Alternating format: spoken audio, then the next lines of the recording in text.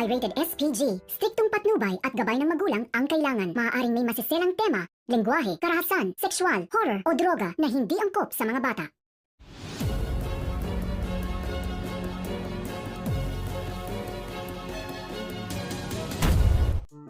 Mabilis pa sa alas 4 nang bumalik si Angel sa pamamahay ng mga panganiban.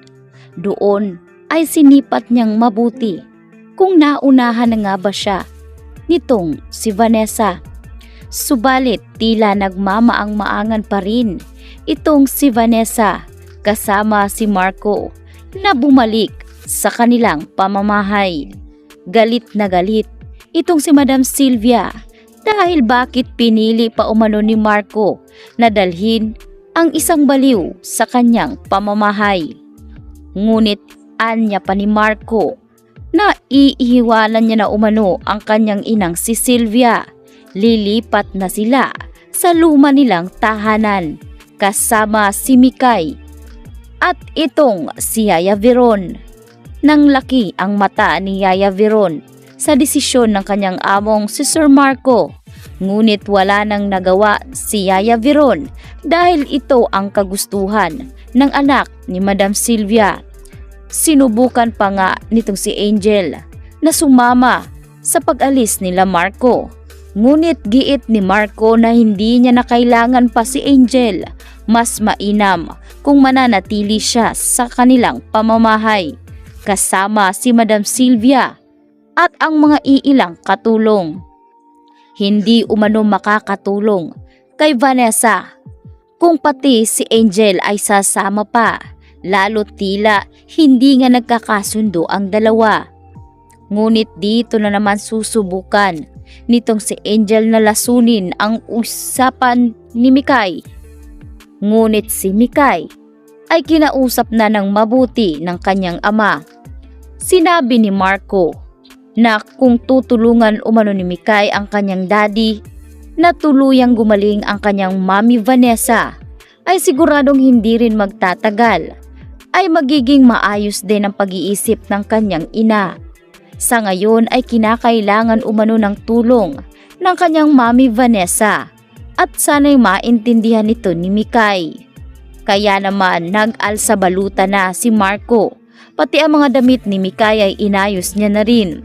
Ngunit meron palang masamang balak itong si Angel. Hindi siya papayag na hindi siya isama sa pag-alis nila Marco. Kaya naman hahampasin na sana ni Angel itong si Marco. Ngunit nakita siya ni Lexi. Sinabi ni Lexi na ano umano ang binabalak nitong si Angel.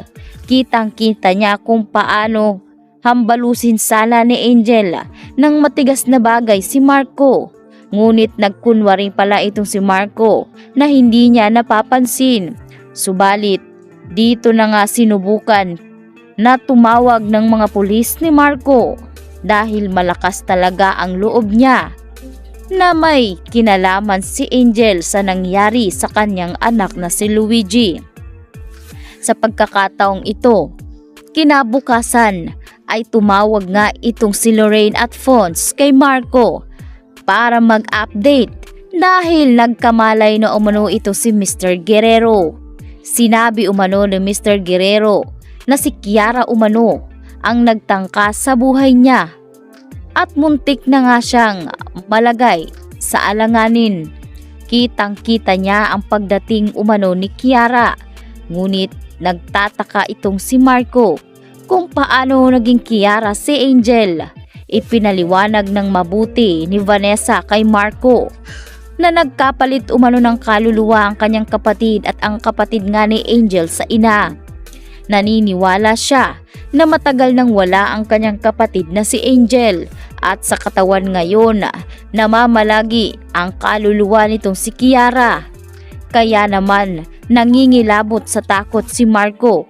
Hindi niya lubos maisip na may mga pagkakataon palang mangyari ito. Ngunit ganun pa man ay pinili niya na lamang intindihin ang lahat kahit na litong-lito siya sa mga nangyayari. Habang dito na rin kinumbinsi ni Lexi ang kanyang ina na itong si Sylvia.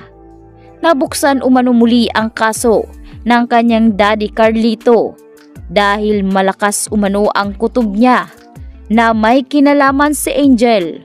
Ngunit hindi nga naniniwala itong si Sylvia dahil nabulag na rin ito sa pagbabalat kayo ni Angel na maging mabuti.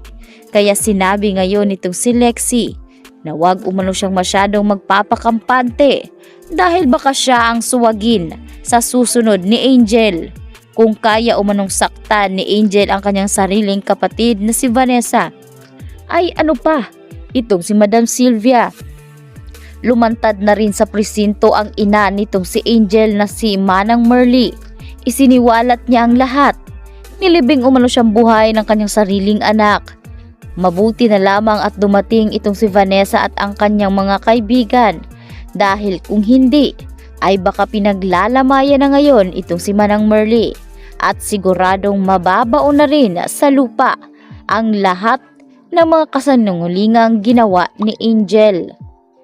Sa pagkakataong ito ay dito nga unti-unting naniniwala itong si Madam Sylvia sa mga paliwanag ng mismong ina nitong si Angel.